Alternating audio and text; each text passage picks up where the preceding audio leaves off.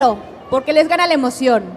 Entonces, Muy bien. seguren la emoción porque tenemos aquí con nosotros Ellis.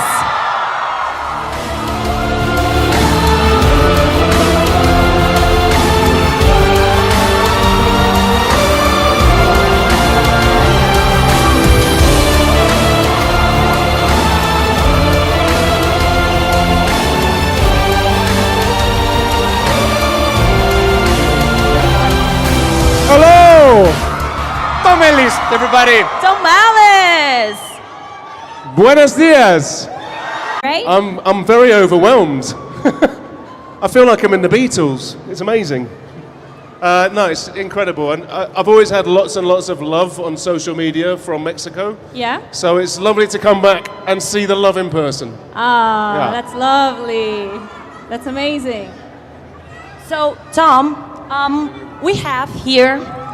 I'm going to do something really quickly because these people are screaming at me. If I can move Oh. this lamp very quickly. there we go. Very quickly.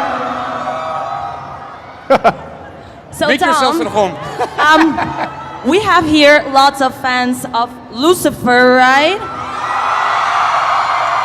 But, Wow. hands down, you have a huge part in your career that is playing Gary Preston's in Miranda. Yes. That, for those who don't know, Gary Preston is Miranda's boyfriend. So, outside the UK, like in Brazil, I'm from Brazil, we don't have the dimension of the popularity of Miranda. So, can you tell us a little bit more about how important was it to you to have Miranda in your career? Oh, it was incredibly important. I'd worked for a long time in the UK on various different things, but I'd never worked on something from the very beginning that like grew from a seed, and that was the opportunity with Miranda. And I got to meet her, Miranda herself, and I didn't know who she was before I met her, and I read her script, and her script didn't make any sense to me at all. But then I met her, and it all made sense, and I was like, this is one of the funniest people I've ever met. So she asked me to do the show, and I said yes, and then it became a huge hit in the UK and gave me a lot of confidence about what I was doing. And yeah, it sort of gave me the confidence to take the next step of trying to get work in America, I suppose. So yeah, it was a big, big deal for me. Nice.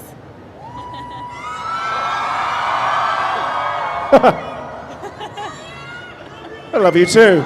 Oh. And the funny thing of Miranda is that you played such a sweet character and then you literally became the devil.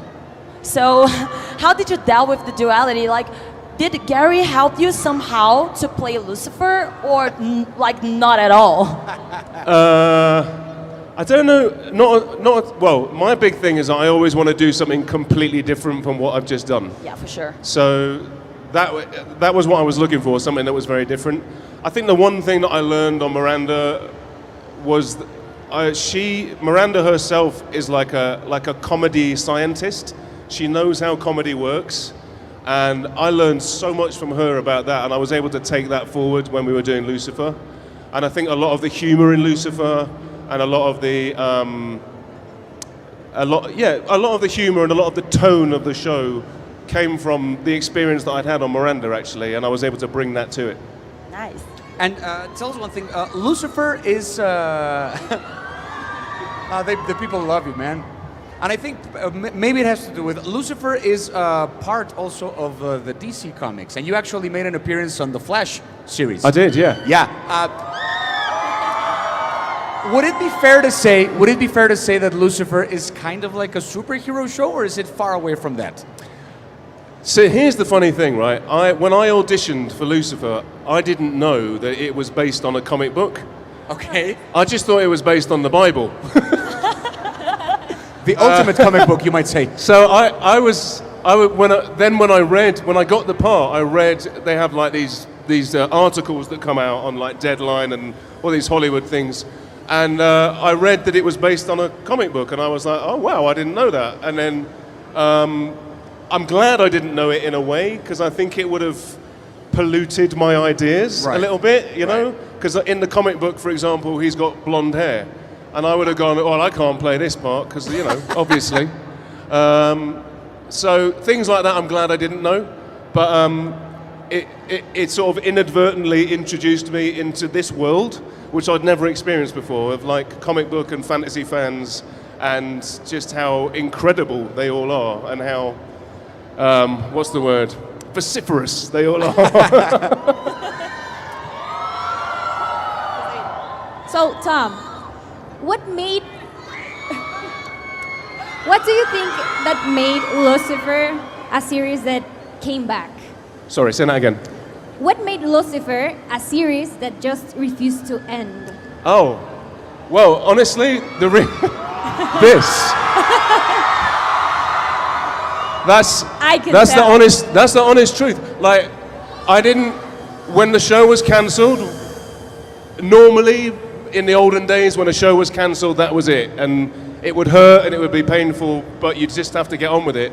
Yeah. But because of social media, when the show was cancelled and there were so many people watching it and enjoying it, they were able to have a voice. And everyone at the same time spoke up.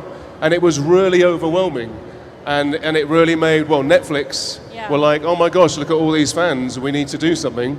And that's what happened. So Absolutely. it's the love and support of our fans is the main reason. And you've got so many fans right here.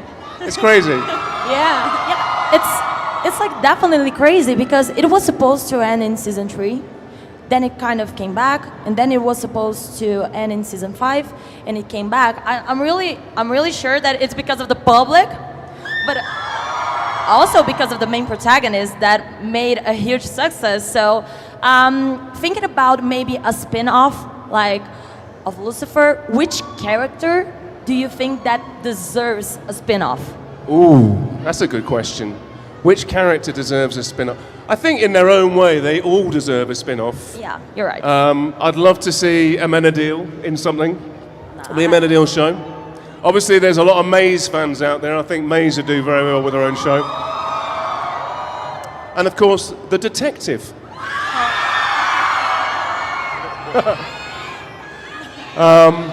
But yeah, there's potential for lots of spin-offs. But my personal favorite would be a Dr. Linda show.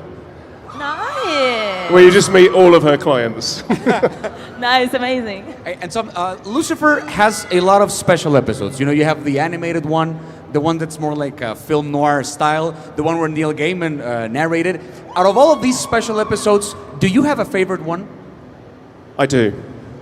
Which is it? Anyone that knows me will know why this is my favorite episode. But when we did our musical episode, so here's the thing. Normally, actors, they're on set, and someone says cut, and then they just disappear, go back to their trailer, you know, whatever. When we were filming the musical episode, they'd say cut, and all the actors would stay on set, and they'd be like, "Can we do that again?" Because we just loved it. It was like we were doing these big dance routines with these amazing dancers and singing silly songs. And you were having fun. We were having so much. It was illegal how much fun we were having. Seriously. So I think the memories that I have from shooting that episode, for sure, like it was just so much fun. But honestly, for 6 years, that's all we did. We had fun for 6 years. Nice. Sounds amazing. And right now you're playing a god in the form of a cat in the Exploding Kittens, right? So why are you so drawn to the divine characters? I'm gonna have to sit next to you for Yeah, this one, I'm sorry. I think I need to be speaking out loud. I should have gone for the in-ear. Oh, so that's the trick. I'm So that's the trick. Yeah. Yeah, the thing is,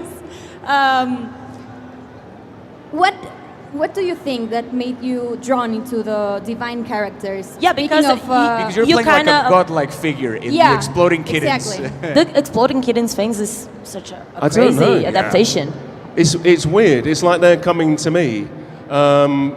I don't know. My dad was a pastor in the church. Oh, really? So maybe that's something to do with it. I don't know. Maybe, for sure. But, That makes sense. I went, Makes sense. did Lucifer, and then I've just done Exploding Kittens, which comes out in a couple of months. Are you And excited? I'm really excited about that because it's really fun. But I played God in that, so I got a promotion, which was good. Nice. Sounds pretty good. Yeah. But anyway, thank you. Thank you. But well, Goodbye, at the end Sweater. of the day, Wow. We're going to do a tier list. I'm just going to confirm with the production. Are we going to do the tier list? Is okay, but while I wait for the answer of the production about the tier list that we're going to do with you, I just wanted to ask, well, Exploding Kittens is like an adaptation of a game, right? Yeah. Like a board game. Yeah, it's like a card game. Have you played it? Yeah. I had never played it before the job. Again, it's like I don't know anything until I get offered a job. They came to me and said that there's a big card game, and I asked my kids, and the kids were like, "Yeah, that's huge, Dad." It's really famous. Yeah. So and then they presented me with the script, and I was like, "This is really funny." You know, it's like an adult cartoon. Got it. So you're excited for it. Oh, very excited. Because we're really curious. It's after all a card game, so it became a movie. It's really fascinating. Yeah. So, well, the production didn't answer me, but, well, since you are an expert in the subject, we want to do a tier list with you. Do you know what a tier list is? Like your top 5? Exactly, like Okay. that. It's much more like that. So, we're going to do like a scale with some devils of the pop culture. Okay. From the least it me? devil to the most. That might have been me. It was. Maybe. You kind of summoned the devil when you said that. Oh It my was like- God! Are we summoning the devil right now? You Like, said I'm the word sorry. devil and all of a Lucifer, sudden, like, I'm really sorry. But okay, so we're going to do this tier list regarding the devilist character Okay. and the holiest. Is it Ooh. okay for you? Yeah. Okay. So, are we going to have the inserts, or are we just going to say their names? If we're going to have the inserts, well, are you familiar with Hades from Hercules? Yes. Are you all familiar with Hades from Hercules? Yeah? Okay. Okay, so we also have him from the Powerpuff Girls. Do you know him? I don't know him, but he sounds very ominous. Him. Yeah, his name is him. How about John Milton from The Devil's Advocate? Ooh. John Milton from The Devil's Advocate, another Okay. very devilish character. Okay. And, well, of course, Lucifer from the Sandman series. Uh-huh. And from Lucifer. Gwendolyn Christie, that isn't it? Gwendolyn Christie. Yes. And Lucifer from Lucifer. Last So- but not least, yeah, obviously. So Okay. how would you rank these 5 characters? I've got to say, who's the most devilish? Who's the Yeah. devil and the Who's holiest? the biggest devil? It's probably Hades. Hades. Yeah. From Hercules. The OG, yeah, Yeah. okay. for sure. And then we'll go with, who was the one I didn't know? Him, Him. from the Powerpuff Girls. That one. Him. Yeah. We'll go with him. We're going. Exactly. And then we'll probably go with Lucifer from the Sandman series. Do you think Gwendolyn is like deviliest than you? It depends how you rate it. Okay. I think I'm going down in a scale of seriousness. So you get serious okay, devil, Okay. and then you get funny devil. Hands around down. the bottom. Okay, that's fair. Okay, that's fair. So the lowest. So I'm the lowest. I'm the devil, is that the one? least devilly devil. Is that the one you like the most? Yeah, Me too. I think so. I think so. I agree. Does that work? Yeah, okay. We That's did okay, the that's bad fair. guys. Or you can just flip that around, that whole list, and that makes me the most devilish, which is what a devil would do. Oh, that's a plot twist. Plot twist. That actually makes a lot more Twist it. sense. Okay, so we also want to know between the devils, these devils, which one is the holiest? So you're going to say yourself, because Ooh. you put yourself in the last place. Okay. You're Who's the going to- closest to God? Put yourself as the holiest, Lucifer. I think Lucifer probably is. I don't know. I don't know. He got there in the end. Like towards the end of the show, he was Yeah. certainly pushing in a holy direction. Okay, okay. I'm going to accept that. But yeah, I don't know. Does that answer your question? Maybe. I think, in my opinion, I think it's Gwendolyn, because she was in white during the series, so Right. she gave like this. She's more angelic. Exactly, she gave that vibe, you Okay. know. But if you think about it, okay, I will accept you as the holiest. Okay. So we're Yeah, I'll fine. take it. Okay. Because you are here. We're not gonna go, Exactly. We're not gonna say the Exactly. Yeah. Exactly. Say, I want to know. Like recently, you did Players, and soon you will be starring in Second Wife. Are you aiming to being a kind of a face of rom-com, like a new kind of Hugh Grant for the next generation type of actor? I would love to have Hugh Grant's career. That would be lovely. Okay. Yeah, I mean, I absolutely love rom-com. I have done my whole life, and I think when I did Miranda, actually, that really kind of cemented for me that is a space that I like to work in. So I'm not specifically targeting rom-com, but it's certainly on my to-do list a You're lot. welcoming them as they come. It's the top 5 of my to-do list. Rom-com, rom-com, rom-com, rom-com, rom-com, Okay. other stuff. Okay, okay. And right now, you are working with your wife, Megan Oppenheimer, right? Yes. Who is a distant relative to Robert Oppenheimer, by the way, that you guys did tell me lies together. How is the experience The going? experience of having my wife as my boss. Yeah. It's the same as How everyday is life. Really? The exact same. Which one would you prefer? Honestly, I love. So I finished filming last week on Tell Me Lies, and I had just the best time doing it. The best thing about working with my wife is she's really brilliant at what she does, and she also knows. We have a phrase where she can call me on my bullshit. Do you know what that phrase means? Yeah. She calls me on my bullshit. Yeah. She can see my tricks. She knows my habits and all that when I'm acting. And so to have her be able to say that to me and make me work harder is actually something I really love. So she really she pushes me, but in the right way. Okay. Yeah. I believe that. And I have a question regarding, we talked here about rom-coms, we talked here about Lucifer, that is kind of a comedy, but sometimes a drama. So I really want to know, is there a genre that you really want to work with, but you still didn't have the opportunity to? Oh, there's loads of people. I think, gosh, who would I like to work with? So many people. Do you mean like a director or an actor? Okay, that can be a question too, I mean, and a specific one, like one actor and I one would director. love to work with Seth Rogen. Nice! I I'm love a huge Seth fan of Rogen. him. Okay. He always makes me laugh. I think he's really, really good at what he does. And I think that he's someone I'd really have a great time working with. And a director? Director, he's also one of my favorite actors, but Ken Branagh.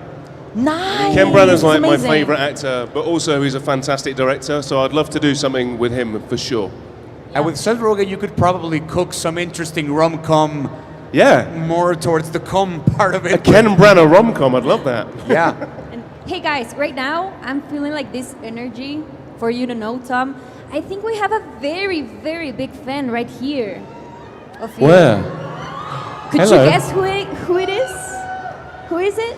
Here, just so you know, Tom, we participated from a dynamic earlier today that involved some questions about you, about your life, about your career, and then we have the winner of the dynamic. It's like a game, and he was your biggest fan here at CCXP. So just so you know, that's why he has the premium chair, is because he answered some of the questions about your life. Oh my gosh. So yeah, as you can see, you have lots of fans here that really love your job and love who you are. So thank you for being here in Mexico, right, guys? Thank you so much.